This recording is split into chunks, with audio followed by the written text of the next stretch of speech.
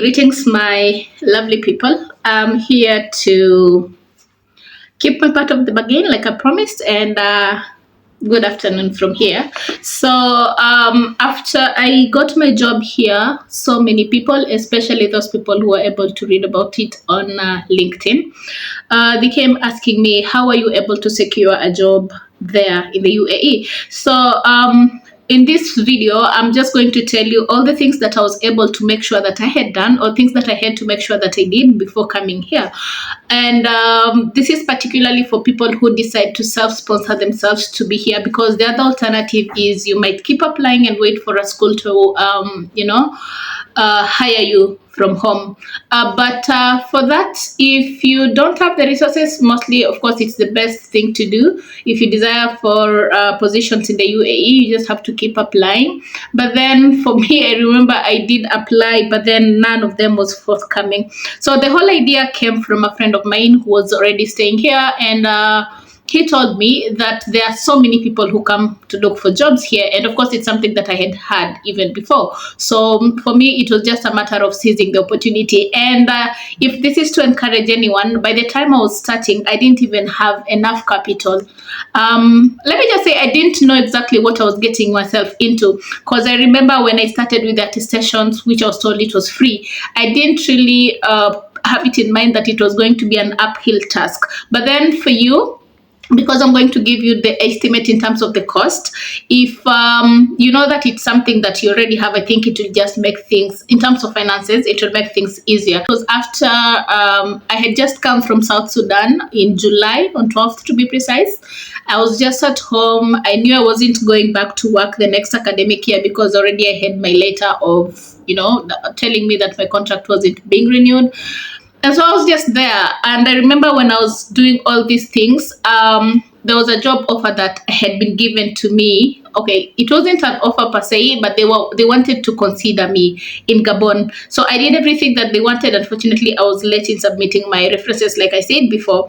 And so in the midst of all that, I was also doing this because what I didn't want is I knew I had responsibilities. As you remember, I had just moved from the other house, and so much was needed. And now that I had talked my sister into moving to another house, I didn't want to keep burdening her with all the costs that the house involved and everything. And so I just felt like, no, I can't just be seated here. I need to do something for myself. And I felt like sometimes opportunities don't have to come to you. I had to chase them. So I decided to actually seize the opportunity. For as long as my friend had told me that it is a possibility, then I was just in for it. So I'm telling you the things that need to be done, and also with the quotations if possible, so that you're able to actually plan yourself if you want to take this chance. The first thing that you're supposed to do is attestation. So of course, I'm talking from the point of view of a teacher, but I think it's the same for all other graduate courses. So you get hold of all your certificates, you take them to the Ministry of Education. That's the first place that you go. Ministry of Education, I attested all my certificates, including my teaching license. It's free anyway, so what's the worst that can happen? So I took all my certificates, KCP, KCSE certificates, my living certificates, my academic transcripts, the degree certificate. So all your academic credentials need to be attested at the Ministry of Education, and that one is done free of charge. If you're not in a hurry, you can take it, say today, and then you pick it the next day. But then if you want it the same day, especially for people who are not within Nairobi, then perhaps you will have to pay so that you have them on the same day. In Kenya, everything is possible. So that is the procedure. So it doesn't take maximum of 2 days, you'll have the certificates. So after the Ministry of Education, the other place that you're supposed to be going is the Ministry of Foreign Affairs. So initially, people had to go to the ministry itself, like physically. But the good thing is right now, or currently, it's been made easier, and we don't have to go anywhere. We just upload them online via eCitizen. So not all the certificates need to be attested at the Ministry of Foreign Affairs. You basically need your police clearance certificate and your degree certificate, just the two of them. So I forgot to mention, when you're going to attest your documents at the Ministry of Education, you take your originals and your photocopies. So you put them together, both the originals and the photocopies, because what is going to be attested, like where they're going to have the stamp on, something that looks like this. Okay, let me just get from our real certificate here. Okay, for example, this is my transcript. So, yeah. Okay, let me see. Yeah, this one here.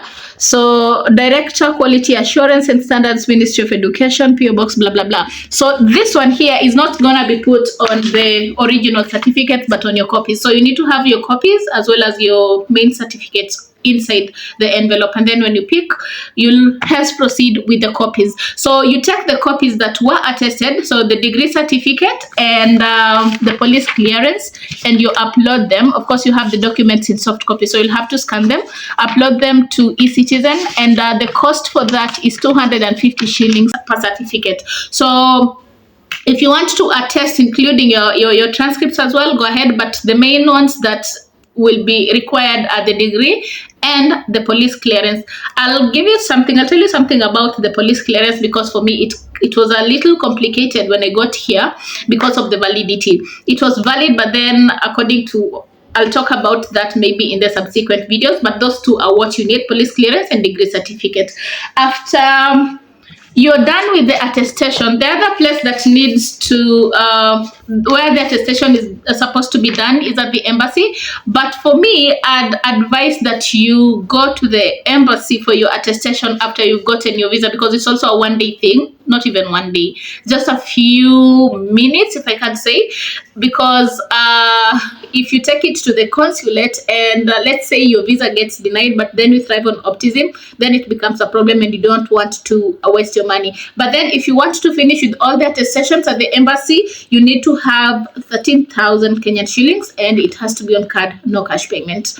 Okay, so the same degree certificate that was previously attested at the Ministry of Foreign Affairs and the police clearance that was attested at the Ministry of Affairs, those two are the ones that you also take to the embassy, or yeah, you take them to the embassy for final attestation. If you're done with the attestation process, now you can begin with your visa processing. Normally, it takes 3 to 5 days. At least that is what I was told, and that is how it's been working. But unfortunately for me, because the UAE government had, it was an amnesty period, like so many people who had overstays and blah, blah, blah, like the government was pardoning them. So many people are working on their documentation at that time. It took, I think, 2 weeks. I was even getting worried, but within 3 to 5 days you're supposed to be having your visa. So visa for 2 months, for example, it comes at the cost of 65,000.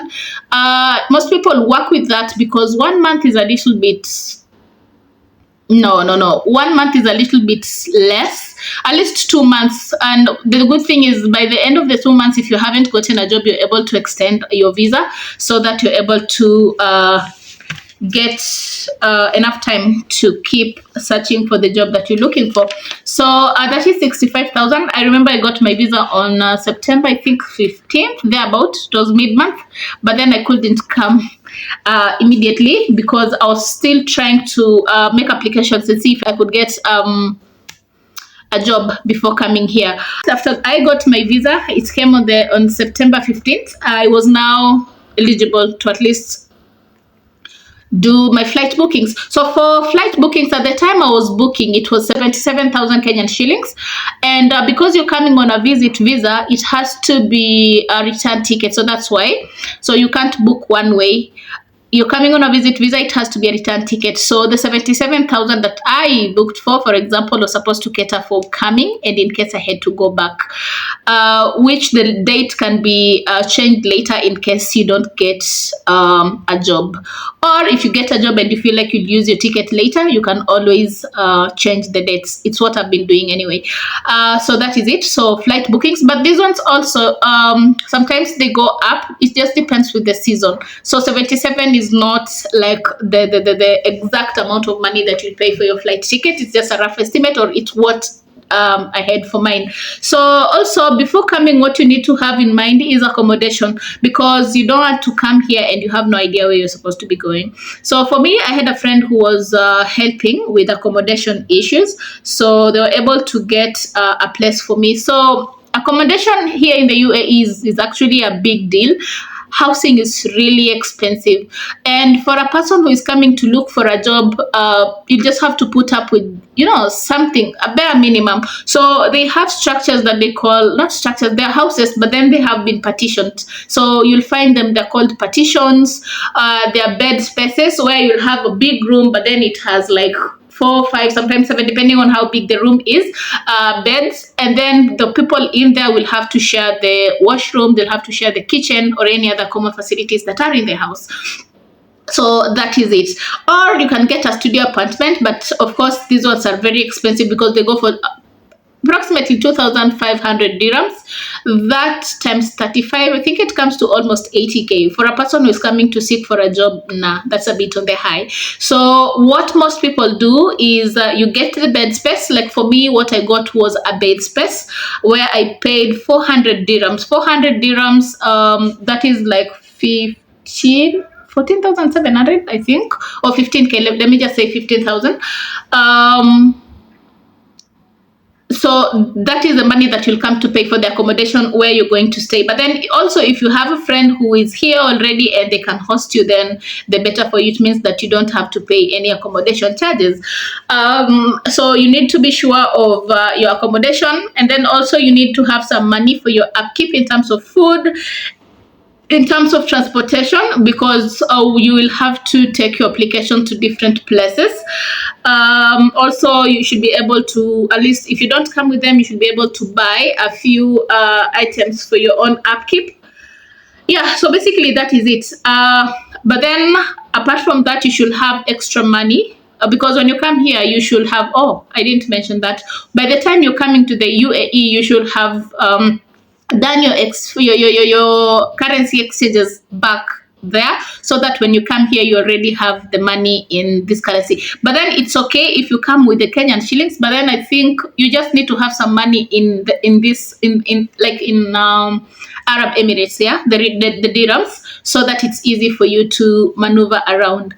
But for me, my friend advised that I should do all the exchanges over there, because also when you come here as a new person, of course, you're likely to be overcharged or something, like the rates or something. So you have to do all of that back home. So but then I was also able to incur additional costs in terms of the attestation. So in as much as you go to you have your attestations back home at the Ministry of Foreign Affairs and the Kenyan consulate, when you come here as well, then there's another attestation that will be done, but that one is after you get the job, of which I think I wouldn't want to trouble you with that. You just need the basics. So when I do all those calculations, it comes to almost 235 Kenyan shillings.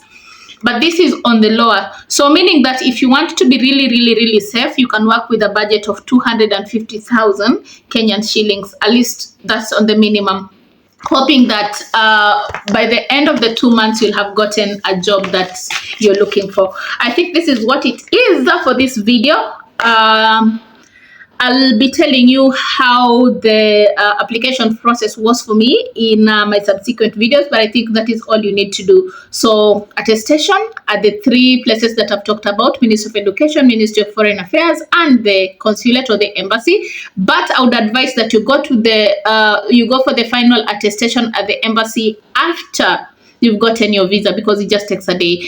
After that, you take care of your visa processing at 65,000. After the visa processing, then you can do your bookings for your flight.